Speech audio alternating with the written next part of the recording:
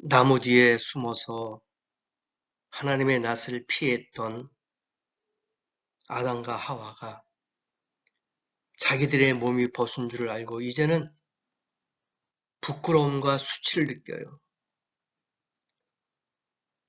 그래서 무화과나무 잎을 엮어서 치마를 만듭니다. 남녀가 이제는 수치스러움을 가리는 거예요. 부끄러움을 나뭇잎으로 가리는 거예요. 그런데 하나님께서는 아담과 그 아내를 위하여 가죽옷을 지어서 입히십니다.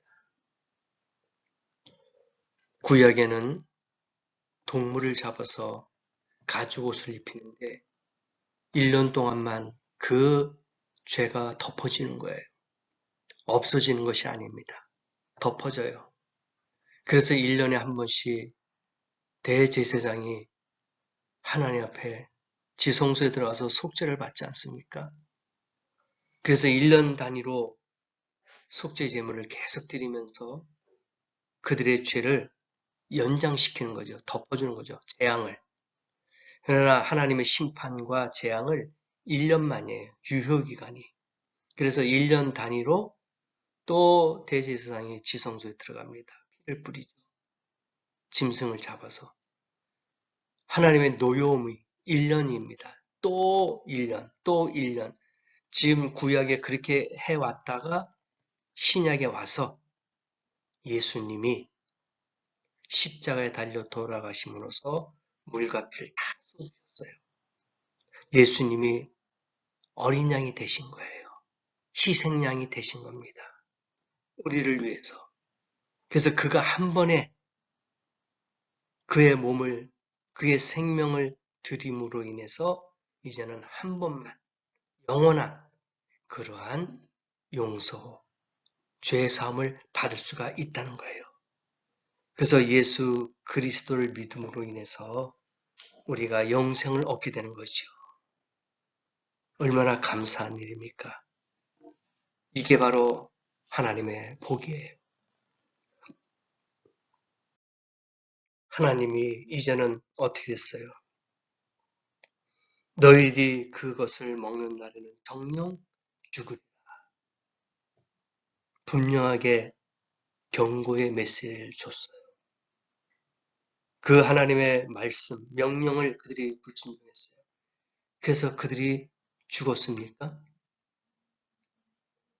하나님이 그 에덴 동산에서 쫓겨냈어요. 그러면 그들이 죽은 것이 육신의 죽음이 아닌 영적인 죽음이었어요. 영적 사망이었단 말입니다. 그러면 영적 사망이라는 것이 무엇일까요? 하나님과의 관계가 끊어졌다는 것을 말하는 거예요. 그 전에는 육으로 영으로 에덴 동산에서 하나님과 동행했습니다. 교제를 했어요. 그러나 선악과를 따먹는 바람에 하나님의 무서운 경고, 심판을 그들이 받은 거예요. 그래서 육신이 죽은 것이 아니라 영적인 죽음, 바로 하나님과의 교제가 끊어지고 에덴 동산에서 쫓겨나게 된 거예요. 그래서 하나님의 말씀이 이루어지게 되는 거예요. 저주를 받았어요. 마귀 사탄이 어떤 저주를 받았습니까? 배로 다니고 종신토록 흙을 먹을지니라. 흙을 먹게 되는 거예요. 그런데 가만히 제가 생각해 보니까 뱀이 흙을 먹는다? 근데 흙을 먹지 않잖아요. 산채로 모든 동물들을 다 잡아먹잖아요. 근데 그러면은 하나님이 이거 잘못 말씀하신 것이 아닐까라고 생각할 수도 있습니다. 그런데 우리 사람을 하나님이 뭘로 만드셨어요? 흙으로 만드셨어요. 그렇죠? 그래서 뱀이 사람을 해합니다. 사람을 해쳐요. 사람을 죽입니다. 그래서 우리 인간이 흙으로 만드셨기 때문에 아하, 바로 마귀 사탄이가 항상 우리 사람들을 위해서 하나님의 백성들에게서 그렇게 죽이고자 하는구나. 마귀 사탄이가 바로 뱀이요 옛뱀이라고 했습니다. 옛 용이라고 했습니다. 그래서 흙으로 지은 우리 하나님의 자녀들을 그렇게 죽이고자 하는구나라는 것이 생각이 되더라고요. 땅은 어떤 저주를 받았습니까? 가시덤불과 엉겅퀴를 내게 되었어요. 그 전까지는 이러한 것이 없었어요.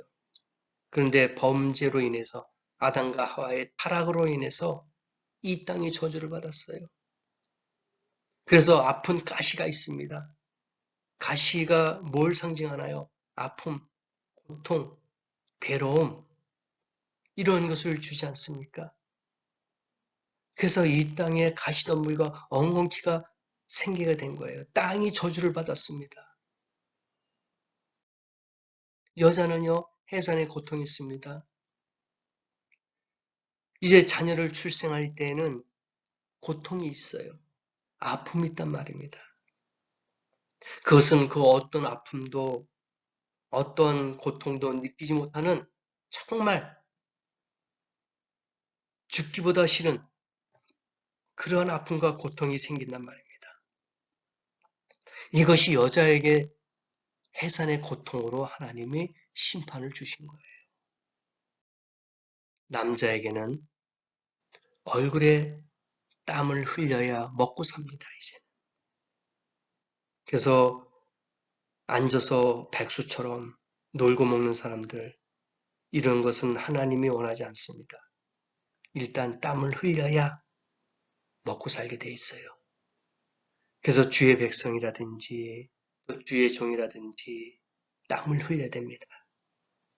백성들도 열심히 일하고 가족을 부양할 수 있는 그러한 가장으로서 땀을 흘려야 먹고 살게 되고 주의 종들도 아니란 생각으로 있는 것이 아니라 열심히 기도하면서 예수님도 기도할 때 땀이 핏방울처럼 흐른다 그랬습니다.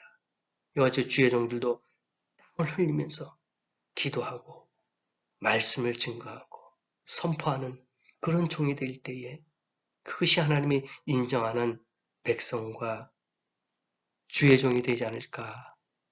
땀을 흘리는 그러한 목사여 성도들이 되어야 됩니다. 환란이 있어요.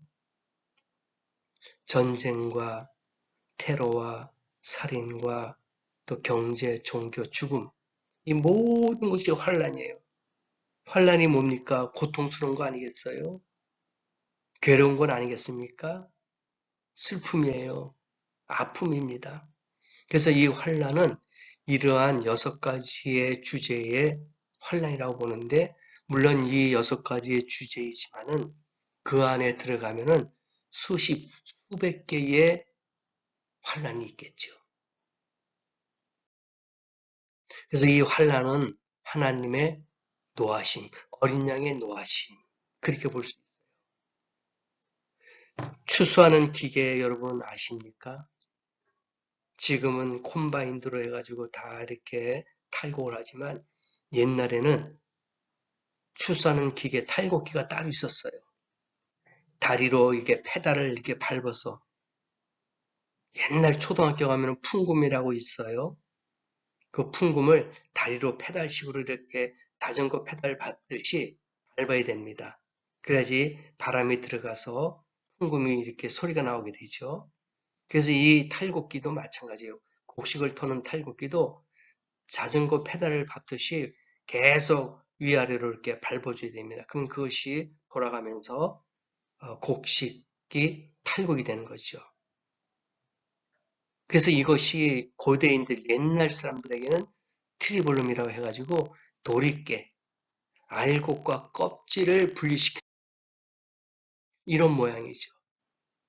그래서 탈곡기 같은 수수하는 기계 말하는 거예요. 그러면 도리질을 한다 그렇게 이야기하잖아요. 도리깨.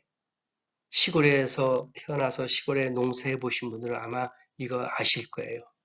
저는 잘 경험도 안 해봤기 때문에 잘 모르는데 사진으로만 봤지만은 그래서 이 탈곡기하고 이 돌깨가 바로 심판, 환난이다.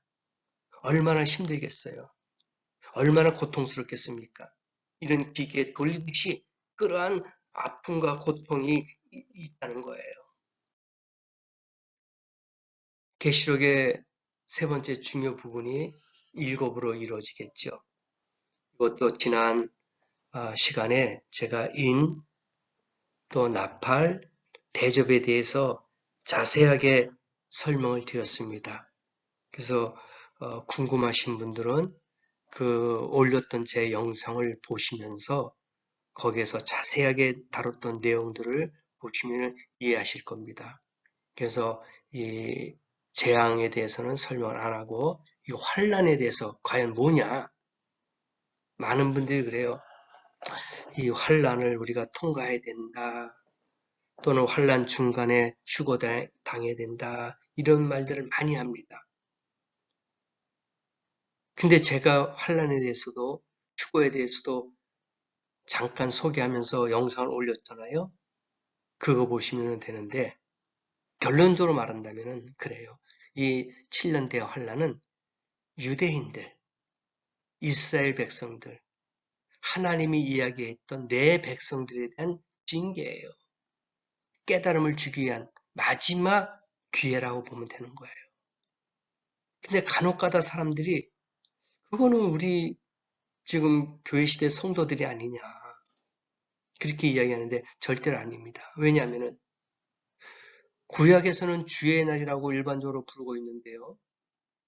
예레미야하고 스바냐하고 이사야 선지자가 많은 성경에 기록을 해주셨어요. 야곱의 환란이 때다. 그 야곱은 어떻게 해석해야 됩니까? 바로 이스라엘이에요. 이스라엘을 야곱이라고 이야기합니다. 우리가 이스라엘은 아니잖아요. 유대인이 아니잖아요. 우리가 하나님 앞에 내 백성, 야곱이다 그렇게 불림을 받지 않았잖아요. 우리는 신약시대에 있는 하나님의 신부예요. 성도들입니다. 근데 예레미야는 분명하게 야곱의 환란이다 그렇게 이야기했어요. 야곱은 이스라엘, 유대인들을 이야기하고 있어요. 그리고 그것은 분노의 날이다. 환란과 고통의 날이다. 이와 같이 스바냐도 그렇게 이야기했어요. 그리고 이사야는 우리 하나님의 신원의 날이다. 그렇게 이야기했어요. 그래서 이 목적이 대환란의 목적이 뭐냐? 누가복음 21장 24절의 말씀을 이루시게 하는 것이고 다시 말하면 이방인의 때에 끝맺음을 하기 위해서입니다. 두 번째는 마태복음 24장에서 예언한 대로 천년왕국을 위한 이스라엘의 회복을 준비하기 위해서 그래요. 마지막 단계입니다. 이제 그들이 정치적 회복했어요. 1948년 5월 14일 독립했지 않습니까? 정치적으로 회복이 됐어요. 그 다음에 땅의 회복이 됐습니다. 그것은 이스라엘 본토로 다 돌아왔잖아요. 그 마지막 하나, 세 번째 영적인 회복이 남아 있어요. 이것은 7년 환란 가운데 중간에 그들의 영적 회복이 될 거예요. 깨닫게 되는 겁니다. 이 문제는 나중에 이스라엘을 따로 주제를 잡아서 설명할 때 자세히 말씀을 드릴 거예요. 그래서 세 가지가 있어요. 회복이, 이스라엘 회복이. 첫째, 정치적 회복. 둘째, 땅의 회복. 이것은 이루어졌어요. 마지막 영적 회복은 7년 환란 3년 반 중간에 일어나는 거예요. 아직 일어나지 않았습니다. 그래서 이스라엘을 회복시켜주기 위한 하나님의 마지막 심판이다. 그렇게 보시면 되는 것이죠.